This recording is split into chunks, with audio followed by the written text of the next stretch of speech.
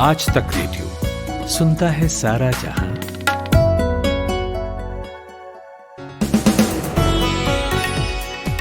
दो मई है आज, रविवार का दिन। आज तक रेडियो पर आप सुन रहे हैं इलेक्शन स्पेशल दिन भर। 2 मई दीदी नहीं गई। पश्चिम बंगाल में ममता बनर्जी और तृणमूल कांग्रेस ने जोरदार वापसी की है।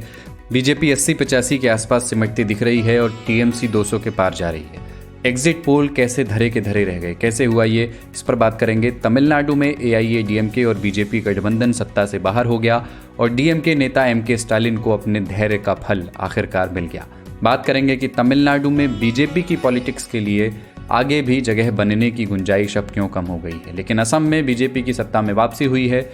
मुख्यमंत्री सर्बानंद सोनोवाल होंगे या हिमंता बिस्वा शर्मा, ये कुछ दिनों में पता चलेगा। लेकिन समझेंगे कि इस चुनाव में एनआरसी के फैक्टर का कितना असर रहा। और केरल में पहली बार ऐसा हुआ कि कोई मोर्चा लगातार दूसरी बार लौटा है। इतनी चुनौतियां, करप्शन के आरोप, कोविड-19 की बदहाली, फिर भी पिनराई विजयन की अगुवाई वाला लेफ्ट फ्रंट चुनाव कैसे जीत गया, ये सब होगा। लेकिन पहले हेडलाइंस जमशेद कमर सिद्दीकी से। पश्चिम बंगाल के विधानसभा चुनाव में तृणमूल कांग्रेस ऐतिहासिक जीत की ओर कदम बढ़ा चुकी है। जीत दर्ज करने के बाद ममता बनर्जी कार्यकर्ताओं के सामने आई। उनके पैरों से प्लास्टर हट चुका था और मंच से उन्होंने कहा, जय बंगाल, ये बंगाल ही कर सकता था। बंगाल के अलावा असम में बीजेपी को और केरल में लेफ्ट को बहुमत मिल गया है। केरल की पलक्कड़ सीट से मेट्रोमैन ई श्रीधरन कांग्रेस के शफी परम्बिल से हार गए। बंगाल में नतीजों के बाद आरामबाग में बीजेपी के दफ्तर में टीएमसी कार्यकर्ताओं ने जमकर हंगामा करते हुए आग लगा दी। ये तब है जब चुनाव आयोग ने 5 राज्यों के मुख्य सचिवों को किसी भी तरह के विजय जुलूस या जश्न पर रोक लगाने को कहा है। आसनसोल में भी पुलिस के समझाने के बावजूद टीएमसी कार्यकर्ताओं ने भीड़ लगाकर आतिशबाजी करते हुए जश्न मनाया। उत्तर प्रदेश में पंचायत चुनाव की मतगणना के बीच रामपुर में मतगणना ड्यूटी में लगे 9 कर्मचारी कोरोना पॉजिटिव पाए गए। शाहबाद में 8 और बागपत में 5 कर्मचारी कोरोना संक्रमित मिले। मद्रास हाईकोर्ट से फटकार पड़ने के बाद चुनाव आयोग ने मतगणना के दौरान कोविड प्रोटोकॉल्स का सख्ती से पालन करने की बात कही थी, लेकिन जमीनी हालात अलग रहे। हरियाणा में कल से 7 दिन का टोटल लॉकडाउन लगाया जाएगा। स्वास्थ्य मंत्री अनिल विज ने इस बारे में ट्विटर के जरिए जानकारी दी। इस लॉकडाउन में आवश्यक सेवाओं की छूट रहेगी। हरियाणा में बीते कई दिनों से रोजाना संक्रमण के तकरीबन 15,000 नए मामले सामने आ रहे हैं। पश्चिम बंगाल चुनाव में तृणमूल कांग्रेस के रणनीतिकार रहे प्रशांत किशोर ने चुनावी कामकाज से संन्यास ले लिया है। इससे पहले प्रशांत किशोर ने कहा था कि अगर बीजेपी दहाई का आंकड़ा पार कर लेती है तो वो संन्यास ले लेंगे। आज नतीजों में बीजेपी दहाई का आंकड़ा नहीं पार कर पाई, फिर भी प्रशांत किशोर ने संन्यास ले लिया। उन्होंने कहा है कि मैं ये काम कभी नहीं करना चाहता था। देश भर में बीते 24 घंटों के दौरान कोरोना के तकरीबन 3,92,500 नए मामले सामने आए हैं, जबकि 3,700 से ज्यादा मरीजों की मौत हो गई। अकेले दिल्ली में बीते 24 घंटों में 25,200 से ज्यादा नए मामले सामने आए और महाराष्ट्र में 63,300 नए केसेस सामने आए हैं। हालांकि दिल्ली का रिकवरी रेट 27,400 मरीज का रहा।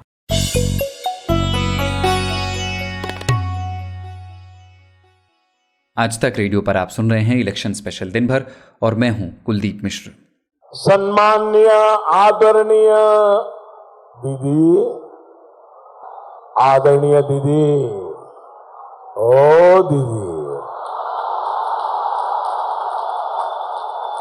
कितना विश्वास किया था बंगाल के लोगों ने आप पर।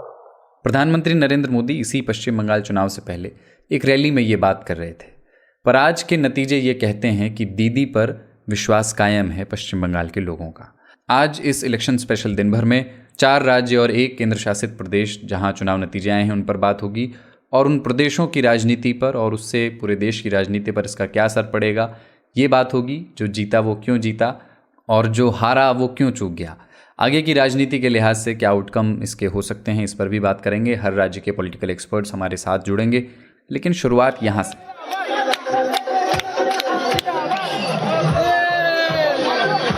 देखिए, एक बात बोल रहे हैं, बंगाल में दीदी छोड़ के कोई बात नहीं होता है। हम लोग दीदी का सपोर्टर था, हम लोग दीदी का सपोर्टर हैं, अगला दिन में भी दीदी का साथ ही रहेंगे। बहुत बढ़िया लग रहा है। ठीक है, जो टीएमसी लीड कर रहा है ना, हम लोग पहले से जानते हैं कि टीएमसी ही आएगा। ठीक है,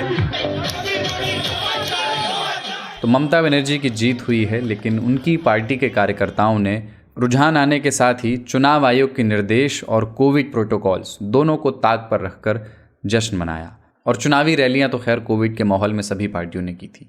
चुनाव की भव्यता का जो कल्चर हमारे यहाँ है वो इतना आकर्षक लगता है कार्यकर्ताओं को कि वो महामारी और मातम की परवाह नहीं करते।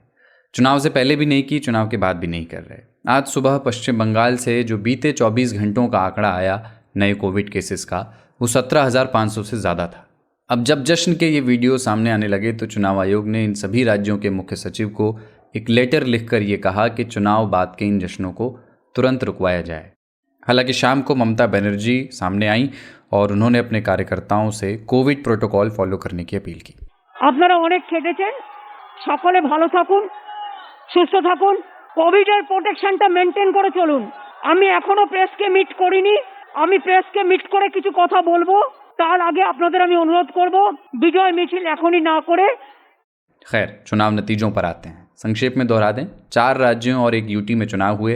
पश्चिम बंगाल में टीएमसी, असम और पुडुचेरी में बीजेपी गठबंधन, तमिलनाडु में डीएमके और केरल में लेफ्ट फ्रंट ने जीत हासिल की है। शुरुआत पश्चिम बंगाल से करते हैं। गृह मंत्री अमित शाह ने 200 से ज़्यादा सीटें जीतने का दावा किया था, लेकिन बीजेपी अब तक 80-83 के आसपास सिमटती नजर आ रही है, अभी तक के जो ट्रेंड है उसके मुताबिक। और दावा सही साबित हुआ किसका? प्रशांत किशोर का, जो इस चुनाव में ममता बनर्जी के पॉलिटिकल एडवाइज़र के तौर पर काम कर रहे थे। उन्होंने आज ये कहा कि उनका आकलन सही होने के बावजूद वो ये जो राजनीतिक सलाह देने का काम है इसको वो हमेशा के लिए छोड़ रहे हैं। बहुत सारे लोग इसे उनके अपने पॉलिटिकल एस्पिरेशन और पॉलिटिकल करियर के लॉन्च पैड की तरह भी देख रहे हैं। इस पर कल सुबह आज का दिन पॉडकास्ट में बात करेंगे, लेकिन फिलहाल नतीजों की बात करते हैं। पश्चिम बंगाल की राजनीति के जानकार और पत्रकार हैं संबित पाल। उन्होंने हाल ही में एक किताब लिखी है, the Bengal conundrum, the rise of the BJP and the future of TMC. Sambit ji, पहला सवाल यही कि जो नतीजे आए हैं आपके लिए, वो नतीजे बिल्कुल एक्सपेक्टेड थे, वैसे ही आए? एक्सपेक्टेड मैं नहीं कहूंगा, मुझे लगा था कि BJP will do a little better. TMC का जीत होगी कि नहीं ये we were not sure at the beginning of the campaign.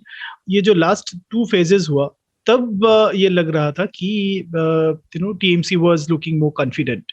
अच्छा, टीएमसी के लिए क्या काम कर गया और बीजेपी के लिए क्या काम नहीं किया? मतलब अभी तक देखने से जो लग रहा है कि किन वोट्स का कंसोलिडेशन किस तरफ हुआ।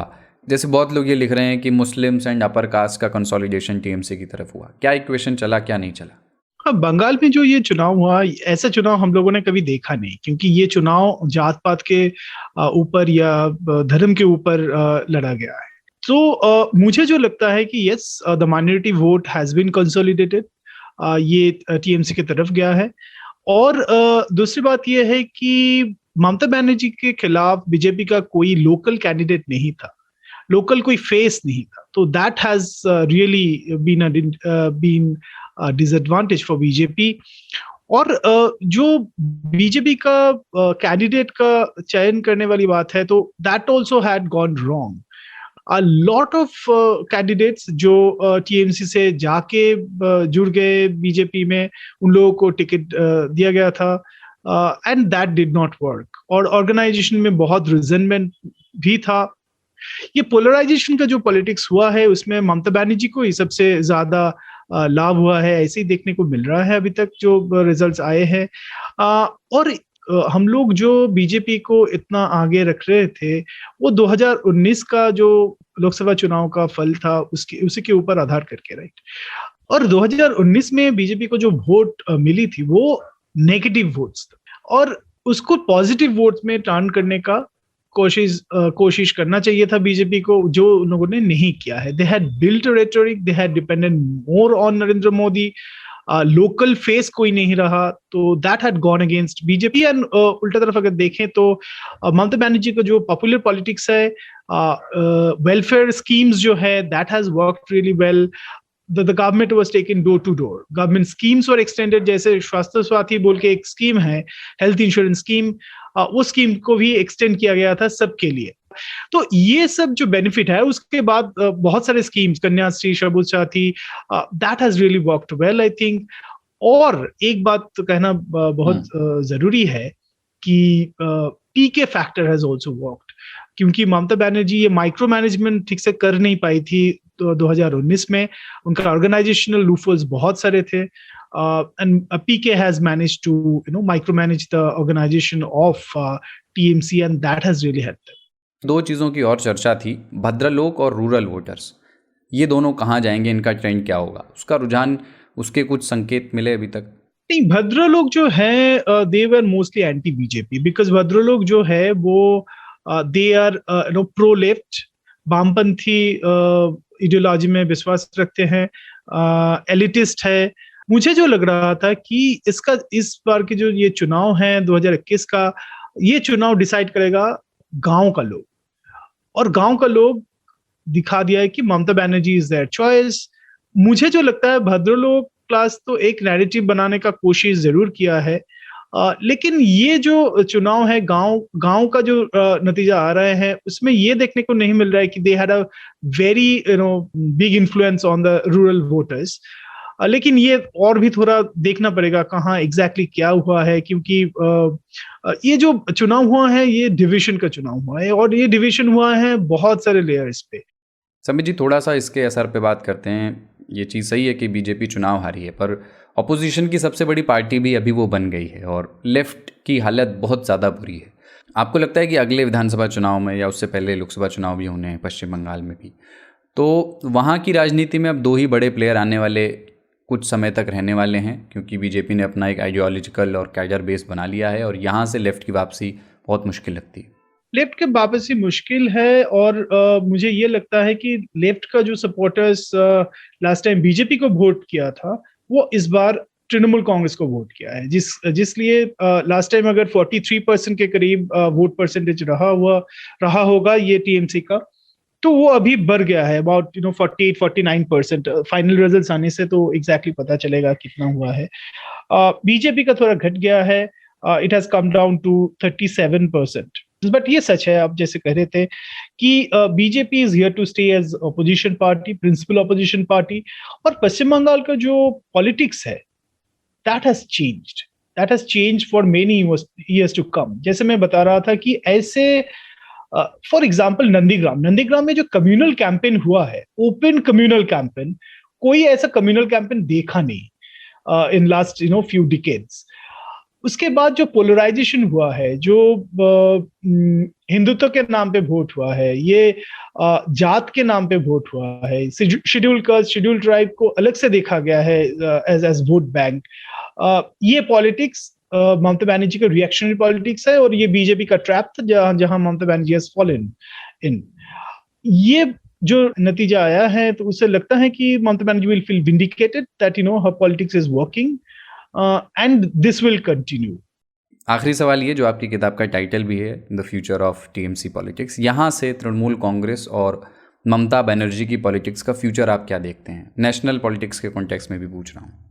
देखिए, Mamata Banerjee has national aspirations, वो एम्बिशन है, और ये भी सच है कि ये नरेंद्र मोदी के खिलाफ अगर कोई फेस है, कोई अगर लड़ रही है तो वो है Mamata Banerjee. Obviously, for 2024 Lok Sabha elections, Mamata Banerjee will try to project herself. But problem ये नहीं है, problem है, ठीक है, आपको face मिल गया है, that you need a counter narrative. एक narrative चाहिए जो RSS बीजेपी का जो राजनीति है उसके खिलाफ एक narrative चाहिए, और ममता बनर्जी का जो पॉलिटिक्स है वो सिर्फ इलेक्टोरल पॉलिटिक्स है, इलेक्शन को देख के वो पॉलिटिक्स करती है। TMC does not have a very strong ideological foundation.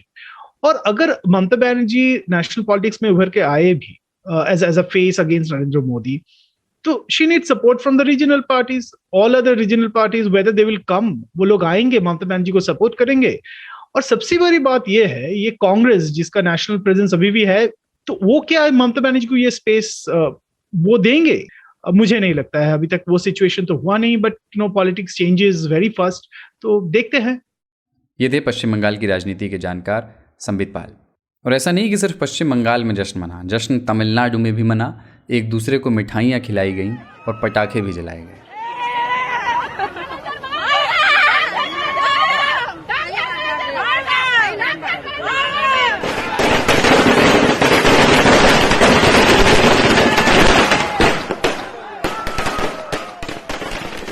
और ये जश्न तब है जब तमिलनाडु में एक दिन में 19,588 ऑलमोस्ट 20,000 24 घंटे में कोविड केस आए हैं। चुनाव नतीजा ये है यहाँ का कि स्टालिन की अगुवाई वाली डीएमके ने बहुमत हासिल कर लिया और एआईएडीएमके और बीजेपी का गठबंधन पीछे रह गया। हमने बात की Chennai based senior journalist D Suresh Kumar से। डी सुरेश जी, पहला सवाल ये कि तमिलनाडु के दोनों बड़े नेता करुणानिधि और जयललिता के निधन के बाद ये वहाँ पर पहला असेंबली इलेक्शन था और अब डीएमके 10 साल तक अपोजिशन में रहने के बाद सरकार में वापस आती दिख रही है। तो एआईएडीएमके की हार और डीएमके की जीत का एक बड़ा फैक्टर जो आप मानते हैं कि क्या कारण आप मानते हैं, एक छोटा जवाब इस पे दीजिए। एक बात साफ साफ है, ये जो अभी एडीएमके का जो हार हुआ है उसका प्रधान कारण यही हो सकता है कि वो 10 साल वो पावर में रह चुका है, गवर्नमेंट में सरकार बना चुका है उनका, तो वोटर फेटिक थोड़ा सा आया हुआ है। लेकिन फिर भी आप देखेंगे तो ये जो एडीएमके का जो 78 लीडिंग मार्जिन जो देख रहे हैं सीट्स में, ये बहुत क्रेडिटेबल परफॉर्मेंस बताऊंगा, क्योंकि स्टालिन जो है वो बहुत बड़े नेता पहले से बन गए थे, क्योंकि वो तो लोग तो उनको उनसे पहचानता पहले से। जब करुणानिधि मुख्यमंत्री थे तब वो वहां यहाँ पे डिप्टी सीएम रह चुके हैं, उसके पहले चेन्नई के मेयर थे और एमएलए थे, तो उनका जो जनता से पहचान है वो तो काफी ज्यादा था। लेकिन एडप्पाडी पळनिसामी का ऐसा नहीं था। एडप्पाडी पळनिसामी जयललिता के मृत्यु के बाद में ही वो एक नेता के रूप से वो उनका उद्घाटन हुआ, लेकिन उन्होंने 78 सीट में अपने पार्टी को बिठा के एक क्रेडिटेबल अपोजिशन करके बिठाया है। तो ये मैं पळनिसामी का कंसल्टेशन भी देख रहा हूँ उसमें। ऊपर से स्टालिन का जो पेशेंटली जो वेट किया उन्होंने, बहुत सालों से जो वेट किया, उसका भी उनका जो श्रम था उसका फल भी मिला है उनको। अच्छा, एक चीज़ और कि इस बार चुनाव में जो एक और बात निकल के आई, आखिरी बार जब हम लोग बात कर रहे थे, वो ये कि बीजेपी वहाँ काफ़ी मेहनत कर रही थी और एक द्रविडियन स्टेट में उसने अपनी विचारधारा का प्रसार शुरू किया था, कई लोकल चेहरों को जोड़ा था, पर ज़्यादा कामयाबी उसको चुनाव में मिलती दिख नहीं रही है। पर क्या बीजेपी के लिए कुछ पॉजिटिव्स हैं? क्या उन्होंने कुछ गेन किया है कि आने वाले समय के लिहाज से वो एक प्लेयर बन पाएँ, या अभी भी तमिलनाडु उनके लिए एक जिसको कहते हैं कि एक इम्पॉसिबल फोर्ट ही रहने वाला है? अभी पळनिसामी के कंसल्टेशन के बाद ऐसा लगता है कि बीजेपी को शायद और 10 साल वेट करना पड़ेगा, क्योंकि पहले हमारा सोच ये था कि एडीएमके अच्छा परफॉर्म नहीं करेगा तो शायद बीजेपी उसका जो है पूरा एडवांटेज उठाएगा और कुछ कंफ्यूजन क्रिएट करके वो 2026 इलेक्शन में शायद मजबूत बनेगा। लेकिन अभी तो ये नहीं लगता, क्योंकि बीजेपी में अभी जो उनको 20 सीट दिए हुए थे, तो आपका ट्रेंड आप देखेंगे तो सिर्फ 2 ही सीट में वो आगे लगे हैं। और उनके जो स्टार कैंडिडेट्स वगैरह थे, जैसे Annamalai x IPS officer Karnataka से जिन्होंने लिया, वो सब हार रहे हैं यहाँ पे। सिर्फ एक पूर्व एडीएमके मंत्री जिन्होंने बीजेपी में है, नयना नागेंद्रन, वो जरा लीडिंग में है, और बीजेपी के स्टेट प्रेसिडेंट मुरुगन लीडिंग में है। तो इससे ये साफ साफ होता है कि अभी बीजेपी को बहुत बहुत महत्व यहाँ पे परिश्रम करना पड़ेगा, ताकि वो एक अपने आप एस्टैब्लिश पार्टी करे। जो कुछ भी उनको अभी लीडिंग मिला है, ये इसलिए मिला है क्योंकि उनका अलायंस एडीएमके था, तो एडीएमके का वोट ट्रांसफर उनको हुआ है। लेकिन बाकी आप उनका जो वोटिंग परसेंटेज देखेंगे तो वो तो सिर्फ वोट शेयर अभी का 2.77% ही है अभी भी। तो 2.77% से आप बड़ा फोर्स नहीं बन सकते। कम से कम आपको 5 से 10% होना है ताकि आप एक थर्ड प्लेयर बन सके, क्रेडिटेबल थर्ड प्लेयर बन सके। आखिरी सवाल की कम्युनिटीज़ के हिसाब से देखें तो क्या इशारे मिलते हैं? एआईएडीएमके का कौन सा वोट जो है वो ट्रांसफर हो गया है डीएमके की तरफ? मुक्कलतूर कम्युनिटी का वोट्स जो है वो पिछले चुनाव में उनका कंसिस्टेंटली उन्होंने जयललिता को सपोर्ट किया है, जयललिता के एडीएमके को। लेकिन अभी साउथ में जो डीएमके का परफॉर्मेंस है वो अच्छा है अभी के ये ट्रेंड्स देखने में।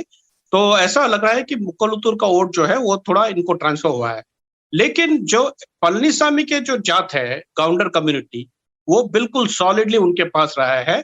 तो अभी आप देखेंगे तो वेस्टर्न तमिलनाडु में जो एडीएमके का फोर्ट्रेस कहा जाता है, दूसरा फोर्ट्रेस साउथ एक था और दूसरा वेस्ट है, तो वेस्ट में अभी एकदम उनका डोमिनेशन है। डीएमके के जो कुछ भी लॉसेस हुए हैं वो वेस्ट तमिलनाडु में ज्यादातर हुए हैं। उनको गेन्स हुए हैं north Tamil Nadu, delta region Tiruchi में और थोड़ा बहुत साउथ में। लेकिन ज्यादातर उनको डीएमके को लॉस हुआ है वेस्टर्न रीजन, जिन्होंने गाउंडर कम्युनिटी में पूरा तरह उन्होंने अपना जो दबाव है वो शायद उन्होंने एडप्पाडी पळनिसामी को उनको समर्थन दिया है। और ऊपर से जो 1 ईयर पार्टी है पीएमके, उसके साथ एडीएमके का अलायंस है, वो जरा वेस्ट तमिलनाडु में उसका फायदा भी एडीएमके को मिला है। तो 1 ईयर और गवर्नर की जो जात है उसमें से एडीएमके को फायदा हुआ है, जो मुकुलतूर का जो कम्युनिटी वोट है उससे डीएमके को फायदा हुआ है। ये थे Chennai based senior journalist D Suresh Kumar.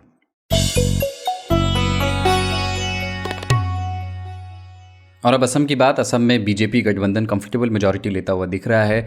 Sarbananda Sonowal मुख्यमंत्री थे पिछले टर्म में, पर इस चुनाव से पहले ऐसी सुगबुगाहटें उठने लगी थी कि चुनाव बाद शायद ये जिम्मेदारी हिमंता बिस्वा शर्मा को दी जा सकती है। इस पर स्थिति अभी साफ नहीं, आने वाले दिनों में साफ हो जाएगी। पर कांग्रेस AIUDF अलायंस काफ़ी पीछे रह गया है। हमने बात की इंडिया टुडे में सीनियर एडिटर और नॉर्थ ईस्ट पॉलिटिक्स के जानकार कौशिक डेका से। कौशिक जी, पिछली बार जब असम में बीजेपी आई थी तो वो तरुण गोगोई का एक लंबा शासन, 1.5 दशक का शासन खत्म करके आई थी सत्ता में, और सर्बानंद सोनोवाल को मुख्यमंत्री की कुर्सी मिली थी। क्या हम कह सकते हैं कि असम की जनता कई मौके देने में भरोसा करती है अपने नेताओं को? तरुण गोगोई को भी समय मिला और अब बीजेपी को भी समय मिल रहा है। ऐसा नहीं है कि असम की जनता बार बार मौका देते हैं। इससे पहले हमने देखा है चेंज होते हैं, 5 साल में चेंज होते हैं। 1985 में अलग गवर्नमेंट बना, 1990 में अलग बना, 91 में बना था, 2 साल आर्मी रूल थे, मतलब प्रेसिडेंट रूल थे। फिर 96 में अलग बना, 2001 से 15 साल कांग्रेस की सरकार रही। असम की जनता तभी दोबारा मौका देते हैं जब 2 चीजें होता है। एक तो कुछ हद तक परफॉर्मेंस होता है, और परफॉर्मेंस का मतलब ये नहीं कि पॉलिटिकल परफॉर्मेंस, डेवलपमेंट या वो ग्राउंड में थोड़ा बहुत काम भी होता है। दूसरा, परफॉर्मेंस के साथ अगर ऑल्टरनेटिव ना मिले, चेंज तभी करेंगे ना जब बेटर ऑल्टरनेटिव मिले। इस समय बीजेपी सरकार जो एग्जिस्टिंग सरकार है उनके सामने कांग्रेस पार्टी ऑप्शन है, बाकी एजीपी तो बीजेपी के साथ ही है, AUDF और कांग्रेस है। ये दोनों को लार्ज स्केल जो पॉपुलेशन है असम के, वो एक ऑल्टरनेटिव की तरह नहीं देखा। इनके बहुत सारे वजह है क्यों नहीं देखा, बट नहीं देखा इसलिए वो दोबारा बीजेपी को मौका दे रहे हैं। अच्छा, बहुत सारे मुद्दे थे, पर बीजेपी के लिए, बीजेपी की ओर से जो ज़्यादा जिस पे चर्चा हुई वो बांग्लादेशी घुसपैठ था और NRC था। 2016 में भी यही उनके कोर इश्यूज थे और वो जीते भी, लेकिन इन मुद्दों पर पिछले 5 साल में ढंग से काम नहीं हो पाया। फिर दोबारा जनता ने उन्हें क्यों चुना, इसकी वजह क्या रही? बिल्कुल नहीं हुआ, आपने सही कहा, लेकिन जनता के पास, जैसे मैंने पहले ही कहा, ऑप्शन भी नहीं था। आप देखिए, जो घुसपैठी का इशू है और जो सिटीजनशिप अमेंडमेंट एक्ट जो बाद में एक इशू आया, ये 2 इशू आया। लेकिन साथ में अगर बीजेपी को उखाड़ के फेंक देंगे तो कौन आएगा? कांग्रेस। लेकिन जो घुसपैठी का इशू है, इलीगल इमिग्रेशन का इशू है, इसके जड़ ही आप मेजॉरिटी असमीज लोगों से पूछेंगे तो बोलेंगे कांग्रेस ही जड़ है, क्योंकि वोट बैंक पॉलिटिक्स की वजह से उन्होंने इस इशू को काफी सालों से इग्नोर किया, लगभग आधे सेंचुरी इग्नोर किया, तभी जाके ये इशू इतना बड़ा इशू बन गया। तो इसलिए उसी पार्टी को सिर्फ विदेशी भगाने के लिए फिर से भरोसा किया जाए, ये असमीज वोटर को ठीक नहीं लगा। बाकी जैसे मैंने कहा कि काम नहीं हुआ, इन सब चीजों में नहीं हुआ, लेकिन कई सारे और काम हुए। करप्शन के इश्यूज पे बीजेपी सरकार ने काफी काम किया। जॉब्स बहुत आसानी से मिलने लगे, कम ही है सरकारी जॉब असम में, लेकिन एक क्लीन प्रोसेस में होना शुरू हो गया था। ये सब चीजें जो ग्राउंड लेवल में हुआ, वुमेन वोटर को लुभाने के लिए बीजेपी ने कई सारे स्कीम निकाले और कई सारे प्रॉमिस किया। जो बीजेपी के टॉप मिनिस्टर है हिमंता बिस्वा शर्मा, उनके जो परफॉर्मेंस है वो इनक्रेडिबल परफॉर्मेंस है, एक्स्ट्राऑर्डिनरी परफॉर्मेंस है, और वो कांग्रेस में भी मिनिस्टर रह चुके हैं और उनका एक लेगेसी है कि वो जो बोलता है वो डिलीवर करता है। तो इस बेस पे सब कुछ मिला के बीजेपी के फेवर में गया। तो जो बड़े मुद्दे हैं, जो विदेशी अनुप्रवेश की इशू है, वो तो सालों से असम में चल रहा है। तो 5 साल में ऐसे भी किसी भी सरकार से अब असम के लोगों ने एक्सपेक्ट करना छोड़ दिया उस इशू में। तो बेसिकली असम के जो युवा पीढ़ी है वो ये चाहते हैं कि ये सब बाद में देखा जाएगा, पहले डेवलपमेंट तो हो जाए। आखिरी सवाल कांग्रेस से जुड़ा हुआ है कि 5 राज्यों में चुनाव थे और जिनमें असम भी था, जहां ये कहा जा रहा था कि कांग्रेस के लिए थोड़ी उम्मीद है, और वहां भी कुछ हुआ नहीं। राहुल गांधी ने भी वहां जोर लगाया था।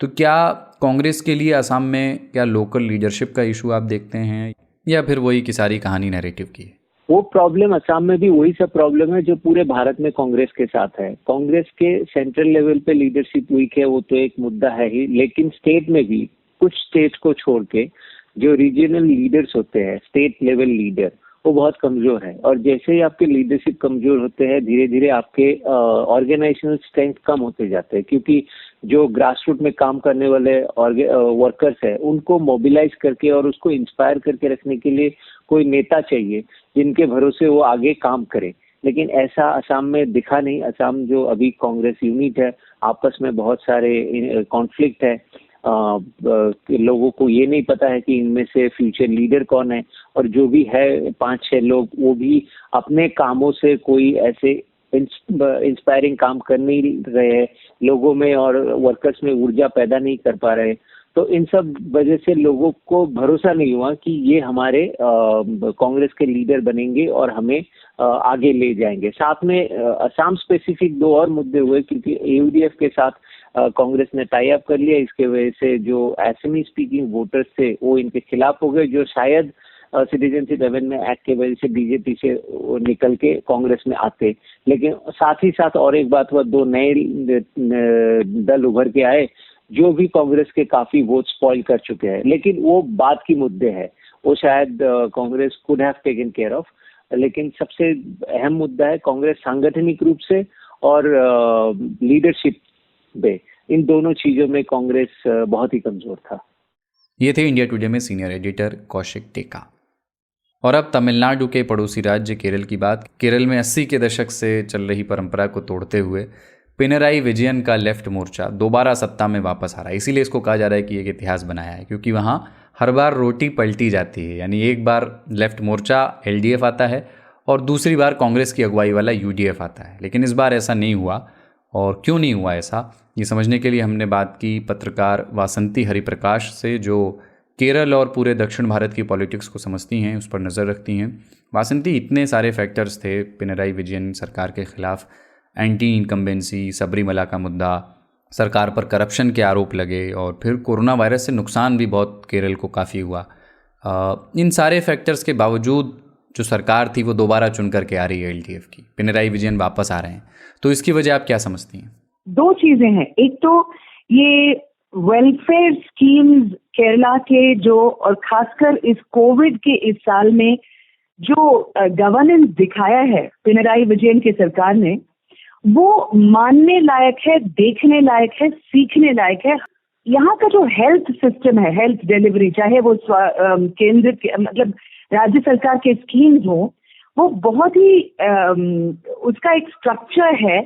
जो भी सरकार जो आए उसको बरकरार, उस सरकार ने उसको बरकरार रखा है। तो केरला में जो पिछले 1 साल से बहुत ही सिस्टमैटिकली जो ये वेलफेयर स्कीम जो पिनराई के सरकार ने जो दी है, तो वो लोगों को एक तो उसका डायरेक्ट बेनिफिट हुआ है, और सेकंड ये बात है कि सबरीमला की जो बात है या कोई भी और मुद्दा, वो फिलहाल मुद्दा है ही नहीं। वो शायद नेशनल मीडिया में वो मुद्दा हो सकता है, पर यहाँ जो केरला के लोग उसे अभी वो उसको उतना अहम नहीं देते कि अच्छा मंदिर में क्या औरतों को जो युवा औरतें हैं, महिलाएं हैं, वो क्या जा सकती हैं।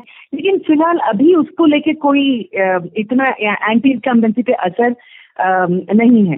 क्या है वो ये कि अच्छा सरकार ने क्या क्या काम किया, और इतना जो क्राइसिस हुआ, पूरे मतलब ये विश्व का क्राइसिस रहा है कोरोना वायरस का, लेकिन उसके बावजूद लोगों को जो सेकंड बात ये कि ऑपोजिशन था क्या, मतलब स्कैम्स रहे इस सरकार के खिलाफ। काफी ऑपोजिशन ने एक ये भी चलाया था कि पिनराई विजयन इज मोदी इन मुंडू, यानी कि इसी बिल्कुल ठीक है, नरेंद्र मोदी है लेकिन ये लेफ्ट पार्टी के मुंडू, यानी कि वो जो सफेद धोती पहनते हैं। लेकिन ऑपोजिशन का ये जो है चल नहीं पाया। तो इन सारे कारणों की वजह से किसी को शायद कोई शक ही नहीं था कि पिनराई विजयन वापस नहीं आएंगे। जी, और राहुल गांधी लगातार दक्षिण के दौरों पर रहे, रैलियां की उन्होंने। ऐसा लगा कि कांग्रेस दक्षिण में काफ़ी इन्वेस्ट कर रही है, लेकिन जिस प्रदेश की एक सीट से वो सांसद हैं, उस प्रदेश ने भी कांग्रेस को नकार दिया है। इस बात से कांग्रेस की राजनीति के बारे में क्या इशारे मिलते हैं? उसने क्या गेन किया है और क्या लूज किया है? रैली में अपने आप रैली में एक नेता के लिए प्यार दिखाना या उनके रैली में आना और वोटिंग बूथ पे जाके उसी नेता के लिए और उसी नेता के पार्टी के लिए वोट डालना, ये दो बहुत ही अलग चीजें हैं। ये तो मैं एज ए पॉलिटिकल रिपोर्टर, मैं अभी बंगाल से वापस आ रही हूँ और मैं सोचती हूँ कि जो लोग समझते हैं कि अच्छा रैली में इतने सारे लाखों लोग दिख गए तो शायद ये पार्टी आएगी अभी, ये बहुत ही गलत विचार है। जो रमेश चेन्निताला हैं, जो वहाँ के कांग्रेस के नेता, जो मेन ऑपोजिशन लीडर हैं, अगर आप केरला के लोगों से पूछें तो वो ये कहेंगे कि not only did he not do good work, पर जो गुड वर्क हो रहा था उसको भी होने से उन्होंने रोका। तो लोग बेवकूफ तो है नहीं, वो देख पाते हैं कि अच्छा काम कर कौन रहा है। तो इस तरह से राहुल गांधी का एक लास्ट मिनट में पैराशूट करके आना अलग बात है, पर ग्राउंड वर्क में दो चीजें कांग्रेस के खिलाफ, ये पहला राज्य नहीं है, ये आप कई राज्यों में आप देख सकते हैं, लेकिन केरला में एक ये ग्रुपिज्म, जो फैक्शन है कांग्रेस के अंदर, जो उनका इंटरनल झगड़ा है, उसकी वजह से कोई एक भी लीडर, कोई एक भी नेता ऐसा नहीं है जो जनमानस को ऐसा लगे कि हाँ ठीक है हम इस पार्टी पर भरोसा कर सकते हैं। सेकेंडली, ये बात जैसे मैंने कहा कि ये जो नेगेटिव वोट अगेंस्ट कांग्रेस, क्योंकि दे हैव शोन कि they are incapable of good work as an opposition, and third कि वो जो सरकार, जो रूलिंग पार्टी की जो गलतियां थी उसको भी वो लोग कैपिटलाइज नहीं कर पाए, तो वो कैसे ऑपोजिशन का रोल निभा पा रहे हैं। तो कांग्रेस का भविष्य क्या है ये तो कहना बहुत मुश्किल है, क्योंकि हर राज्य के इलेक्शन में, चाहे आप बंगाल को देख लें या किसी भी अन्य को, तो ये बहुत ही बड़ा एक प्रश्न चिन्ह है कि कांग्रेस अभी उसका अस्तित्व एक क्वेश्चन मार्क है। ये थी वासंती हरिप्रकाश। और अब एक ईमेल जो हमें हमारे एक लिसनर ने भेजा है, नंदराज देश पांडे इनका नाम है, इंदौर से इन्होंने हमें ईमेल किया है कि एक समस्या उन्हें ये आ रही है कि शाम का पॉडकास्ट दिन भर आसानी से मिलता नहीं है। उन्होंने लिखा है कि मैंने कई बार रात में आज तक की वेबसाइट के रेडियो सेक्शन में उसे ढूंढा पर वो मिला नहीं, आज 9 बजे भी नहीं मिला। वो कल रात 9 बजे की बात कह रहे हैं। नंदराज जी, बहुत शुक्रिया, आपने हमें चिट्ठी लिखी, लेकिन वो आपको पॉडकास्ट इसलिए नहीं मिला कल क्योंकि दिन भर और आज का दिन, ये दो हमारे जो न्यूज़ एनालिसिस के पॉडकास्ट हैं, ये सोमवार से शुक्रवार ही आते हैं। अभी की व्यवस्था यही है। आज रविवार का दिन है और आज आप इसको इसलिए सुन रहे हैं क्योंकि चुनाव नतीजों को ध्यान में रखते हुए हमने ये एक स्पेशल दिन भर किया है। मैं ये बात समझता हूँ कि शनिवार और रविवार को भी काश हम दिन भर और आज का दिन कर पाते, हम करना चाहते भी हैं, पर कई कारण हैं। कई लोग इस बारे में ईमेल हमें करके सवाल पूछते हैं। फ़िलहाल हमारी टीम बहुत बड़ी नहीं है, पर आप सुनते रहेंगे तो ये टीम भी बड़ी हो जाएगी और पॉडकास्ट भी बढ़ते जाएंगे। सुनते रहिए, और अगर आपको भी कोई सवाल है, कोई फीडबैक देना है, कुछ आप हमें सुझाना चाहते हैं, तो आप हमें ईमेल कर सकते हैं radio@aajtak.com पर, जैसा कि नंदराज देशपांडे जी ने किया। दिन भर में आज इतना ही। साउंड मिक्सिंग थी कपिल देव सिंह की। कल सुबह अमन गुप्ता आज का दिन लेकर आएंगे। कुलदीप मिश्र के साथ थे आप। अपना ख्याल रखिए। नमस्कार।